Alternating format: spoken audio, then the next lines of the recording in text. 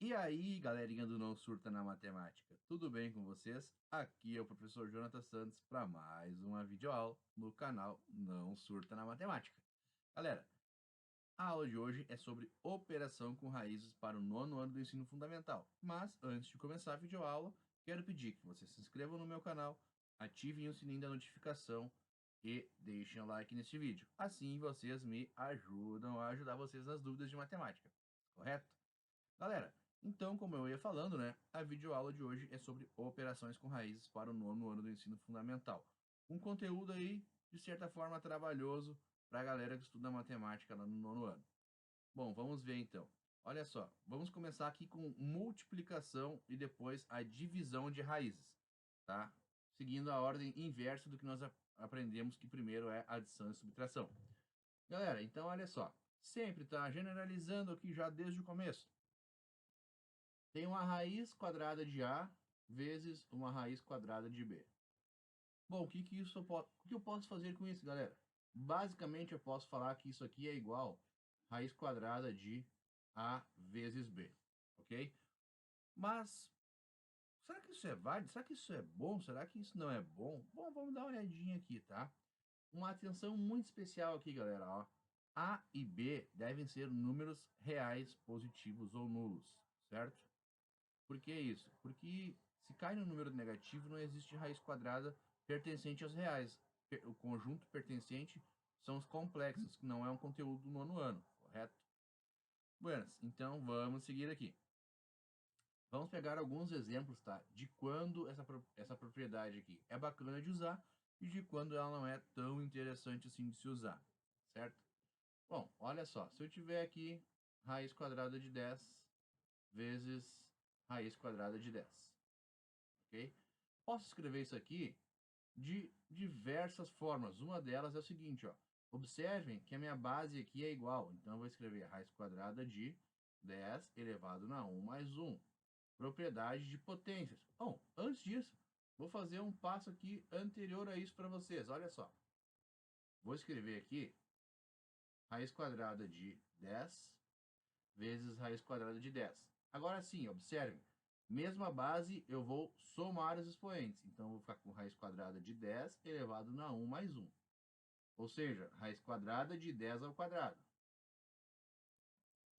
Bom, galera, neste caso aqui, tá? Como o meu índice da raiz aqui é 2 e a minha potência está, o expoente da minha potência é 2, certo? Então, posso simplificar e aqui eu vou ficar, então, isso aqui sendo igual a 10, tá? Então, a raiz quadrada de 10 vezes a raiz quadrada de 10 é igual a 10. Outra forma de pensar isto, raiz quadrada de 10 vezes 10, posso fazer aqui, né? Sendo como a raiz quadrada de 100. E a raiz quadrada de 100 é igual a 10, certo? Bom, agora outros exemplos aqui que fica bacana, olha só. Se eu tiver raiz quadrada de 3 vezes raiz quadrada de 12. Observem, são duas raízes não exatas, mas se eu fizer a multiplicação, eu vou ter aqui uma raiz quadrada de 36. Que aí tem uma raiz exata e é 6, certo? Então fica muito mais fácil, galera, de se pensar aqui. Bom, um outro exemplo aqui agora, ó. Se eu pegar raiz quadrada de 2 vezes raiz quadrada de 8, também são duas raízes não exatas. Eu vou ter raiz quadrada de 2 vezes 8 igual a raiz quadrada de 16, que é 4. Muito tranquilo, muito simples, fácil de fazer e fácil de pensar. Bom, mas aí eu estou falando aqui apenas de raiz quadrada. Isso será que só para raiz quadrada? Não, galera. Isso é para toda e qualquer raiz, ok? Então aqui vamos escrever o seguinte, ó. Raiz enésima de A vezes raiz enésima de B. Isto aqui é igual a uma raiz enésima, ou seja, o índice se mantém, de A vezes B. Certo? Então, aqui vai ficar bem bacana, tá? Lembrando que se o n for um índice par, o número tem que ser um número real positivo ou nulo. Se for número ímpar, aceita aqui um expoente, um número com sinal negativo, né? Por exemplo, a raiz cúbica de -8 é igual a -2, tá? Então sempre tem que ter esse cuidado aí, essa atenção. Subindo aqui então e generalizando, olha só que bacana aqui, galera. Vamos começar com exemplos fáceis e vamos evoluindo, tá? Então aqui eu vou ter raiz cúbica de 2 vezes raiz cúbica de 2 vezes raiz cúbica de 2. Apenas o que vai acontecer aqui, ó, todos os meus índices são 3, então tá, vou ter uma raiz cúbica. Agora, ó, eu tenho minha base sendo 2 vezes 2 vezes 2, a minha parte de dentro da raiz, radicando. Posso escrever isso aqui como raiz cúbica de 2 elevado a 1 mais 1 mais 1, a base da minha potência, concordam? Bom, então aqui eu vou ter raiz cúbica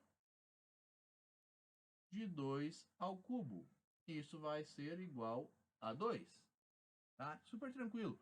Se o meu índice é igual ao expoente da minha potência, logo vou ter a mesma a raiz vai simplificar com o expoente e eu vou ter apenas o número ali de dentro como raiz, ou seja, como meu resultado. Outros casos que isso pode acontecer, galera, e aqui é bem legal de pensarmos, tá? O processo inverso disso. Processo inverso? Sim, processo inverso. Olhem só essa situação aqui, ó. Se eu tiver aqui, por exemplo, olha ali. Se tivermos aqui, por exemplo, raiz quarta de 16 vezes 81. Observem que às vezes é mais fácil nós abrirmos isso aqui, ou seja, fazer o processo inverso. Ficarmos com a raiz quarta de 16 vezes a raiz quarta de 81. Ok? Por que isso? Vejam só. Se nós decompormos em fatores primos o 16 aqui, ó, nós vamos ter dividido por 2 dá 8, dividido por 2 dá 4, dividido por 2 dá 2, e dividido por 2 vamos ficar com 1. Ou seja, a raiz quarta de 16 eu posso escrever como raiz quarta de 2 elevado à quarta potência. Bom, agora o 81, o que acontece? Ó? Eu vou dividir por 3, vai ficar 27, eu vou dividir por 3, vai ficar 9, por 3 vai ficar 3, e de novo por 3 vai ficar 1. Aqui, ó, a raiz quarta de 81, vou ficar com raiz quarta de 3 elevado à quarta potência. Bom, o que isso vai me resultar aqui, galera? Ó, vou voltar para o azul.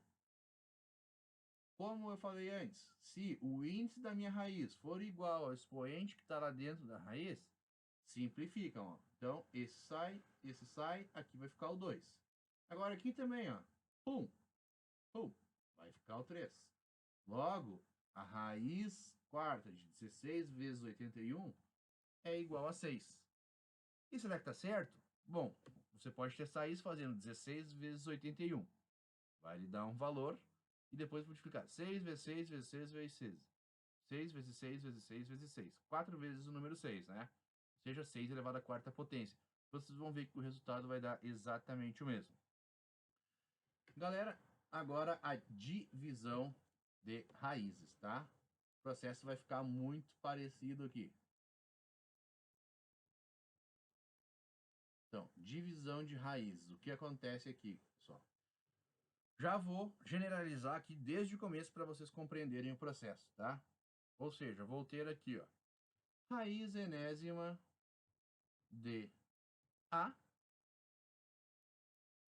dividido por raiz enésima de B. Isto aqui eu posso escrever como uma raiz só, fazendo raiz enésima de A dividido por B. Ou até mesmo em formato de fração. Raiz enésima de A dividido por B, né? Observem que são diferentes representações da mesma coisa, né? E aqui também ó, ainda podemos abrir como raiz enésima de A dividido por raiz enésima de B, tá? Todos isso aqui representam a mesma coisa, tá tudo certo. Agora, galera, prestem atenção aqui. O A, ele pode ser maior ou igual a zero, ou seja, e a parte do numerador, né? Mas a parte do denominador, a parte que você divide lá, ela tem que ser maior que zero. Lembrando que não existe uma divisão por zero. Isso é impossível na matemática. E o expoente, né? 2 ou mais, certo? Bom, galera, olha só que interessante que nós vamos ter aqui. Pegando um exemplo simplesinho aí para vocês, tá? Vou pegar aqui, ó. Raiz quadrada de 1/4. Bom, isso aqui eu posso escrever de duas maneiras diferentes. Posso escrever como raiz quadrada de 1 dividido por raiz quadrada de 4. Resolver isso aqui direto, ó. 1/2. Ou também posso resolver direto ali, né? Eu tenho a raiz quadrada de 1/4. Aí eu sei que a raiz de 1 é 1 e a raiz de 4 é 2. Pronto, acabou. Não preciso fazer aquele outro passo ali, tá? Mas eu também posso ter aqui uma raiz em que uma parte é exata e a outra não. Verifiquem aqui, ó. Se eu tiver raiz quadrada de 2 dividido por 100, tá? Podemos separar aqui, ó, como raiz quadrada de 2 dividido por raiz quadrada de 100. Como é que vai ficar isso aqui? Raiz quadrada de 2 dividido por 10, certo? Então, observem que aqui, né, utilizamos do método da separação e ficou melhor, porque senão nós íamos acabar simplificando ali, ia ficar raiz de 1 sobre 50 e nós não chegaríamos a lugar nenhum. Bom, o que mais podemos fazer utilizando esse método aqui, que é bem bacana, galera? Olha só. Se eu tiver aqui, vamos ajustar o zoom aqui e vamos subir um pouco a nossa tela, tá? Se eu tiver aqui agora, ó, raiz quarta de 32 dividido por 2. Bom, observe que aqui não tem o porquê eu separar, tá? Em raiz quarta de 32 dividido por raiz quarta de 2. Porque a raiz quarta de 2 não é um valor exato. Bom, então eu vou pensar o seguinte, ó. Será que existe uma raiz quarta de 32 dividido por 2? É 16. Existe uma raiz quarta de 16?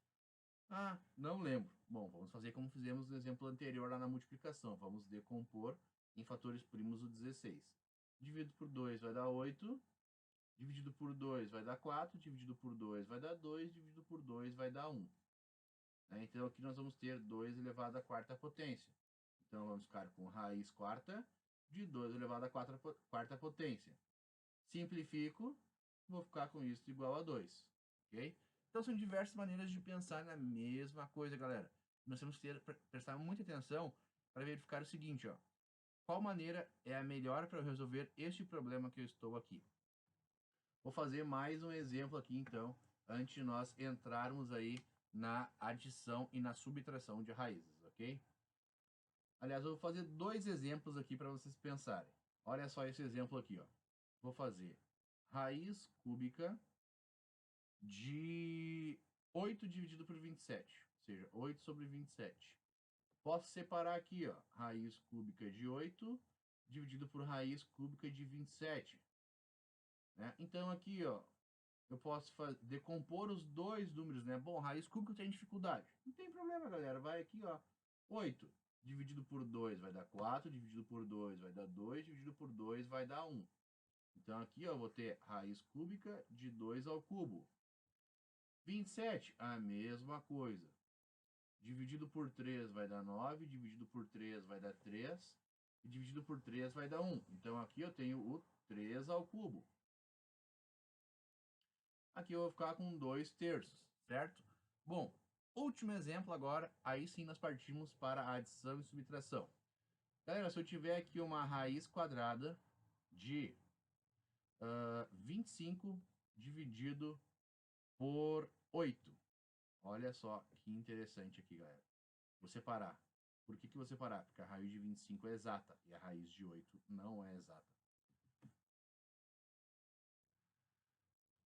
A raiz de 25, nós já sabemos que é 5. raiz de 8, não tem o que fazer, vai ficar aqui raiz de 8. Aí nós temos que racionalizar essa raiz, certo? Eu já mostrei para vocês numa outra aula aí como se faz a racionalização de denominadores. Procurem essa aula aqui no canal, na própria playlist do 9º ano. Mas basicamente, então, galera, nós vamos multiplicar por raiz de 8 sobre raiz de 8. E aqui nós vamos ficar com o quê? Bom, 5 raiz de 8 dividido por raiz de 8 ao quadrado. Bom, olha só aqui. 5 raiz de 8 dividido por 8. E eu ainda posso simplificar isso aqui. Vejam só que beleza. O 8 é dividido por 2, vai dar 4. Dividido por 2, vai dar 2. Dividido por 2, vai dar 1. Então, olha só o que eu vou fazer aqui. Um truque de mágica, só que não. Aqui eu vou ficar com 5 vezes a raiz quadrada de 2 ao cubo dividido por 8. 2 ao cubo, eu posso escrever como 2 ao quadrado vezes 2, né? Então, 5 raiz quadrada de 2 ao quadrado vezes 2, dividido por 8.